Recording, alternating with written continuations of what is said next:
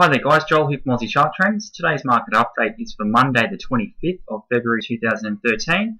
We're going to check out the S&P really quickly today and just do a recap of what we talked about on the weekly review, and I've made a few small changes to that chart. But before we get into today's update, I just need to remind you that the website and this video are for educational purposes only. Nothing stated at the site or in the video is intended to be used as any form of investment advice. I'm not a licensed professional. You need to make your own decisions regarding your investments. I'm just here to help anyone searching for a practical direction in today's markets.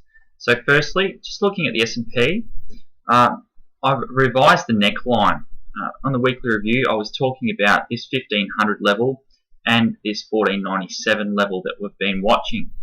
Now, on the weekly review, I actually measured down to the 1500 level. But what I'm going to do is change that measurement down to that 1497 level in change. That would indicate that we've got a new measurement to this neckline. And the reason why I'm telling you about this is because if we add this on to where the market breaks down, if it breaks down, and we were to see the market roll over in the next couple of days, well, we would be looking at a move that exceeds the level of support here in the 1470s. We would be actually looking for a move, minimum expected move down to that 1466 area, which would in effect take out that red line of support that we mentioned in the weekly review, which is this line here. So guys, I just thought I'd mention that in today's update. So in tonight's trade, let's see if the S&P rounds over or whether we continue to rise up in this market. You'll notice also I've made a small adjustment to this rising wedge pattern. I actually had this line inward a bit. But if we see this line break in tonight's trade or over the next couple of days, that would probably indicate that we're going to have a move back down. Because when you see rising wedge patterns rise up, they usually come back down to the bottom of where they first began. And in this case, that's around that 1497 level. So guys, it'll be interesting to see in the next couple of days whether we actually round over here or we rally on up to back test this broken trend line. If we were to turn at this point, guys, it kind of makes sense, because if we look at this black line that I've got drawn on the chart, that meets up perfectly with the left shoulder.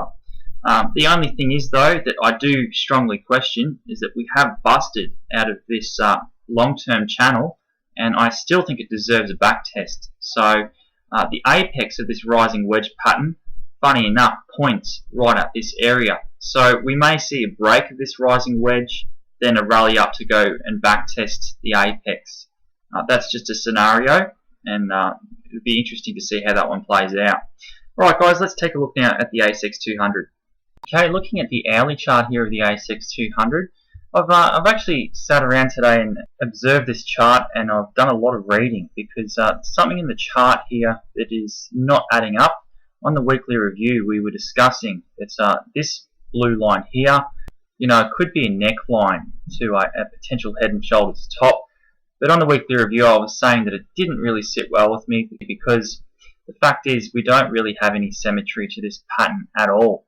But what I've done is, you'll notice that I've drawn a blue line, and I've extended that out from the lows, similar to the lows that we've seen with the S&P there in early January or mid-January. And we've extended that under the low that we've seen around the 5th of February, and I've just drawn that out underneath the bottom that we've seen there on the 25th.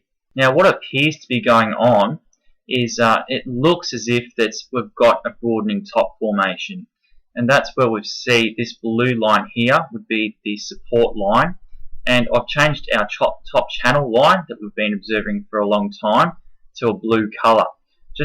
So if we could just ignore every other line on the chart right now and observe this blue line, and we observe this top blue line, I think it's a very strong possibility that we're looking at a broadening top formation. And it's not to say that it is a broadening top, but it kind of gives me the vibe right now. We've been in this channel going up, and now we've busted down, and it looks as if we're starting to curl back over again. Now in today's trade, we got over this trend line here that we were discussing in the last update. Then we found a level of resistance right smack on that bottom channel line. So now we've had two back tests, We had a back test last Friday after we seen that huge sell-off on Thursday, and then we proceeded to go sideways, and then today we rallied on back up, had another perfect back test of that broken channel line. Then we resisted down off it. So where do we go from here? Well, guys, I think at the moment, with the data that we do have, it's highly likely that we're looking at a broadening top formation. Interestingly enough, with broadening tops, it has a similarity to a head and shoulders top, where you could easily say this is a left shoulder here, a head, and then a right shoulder.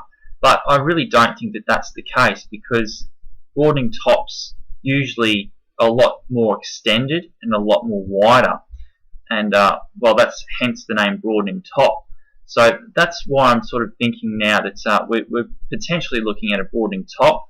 And the measuring implications of this pattern, if we were to measure from the height down to the bottom support area of this pattern, and then we just add that on to wherever the market breaks down, we would be looking then for a minimum expected move down to around that 4,850 level.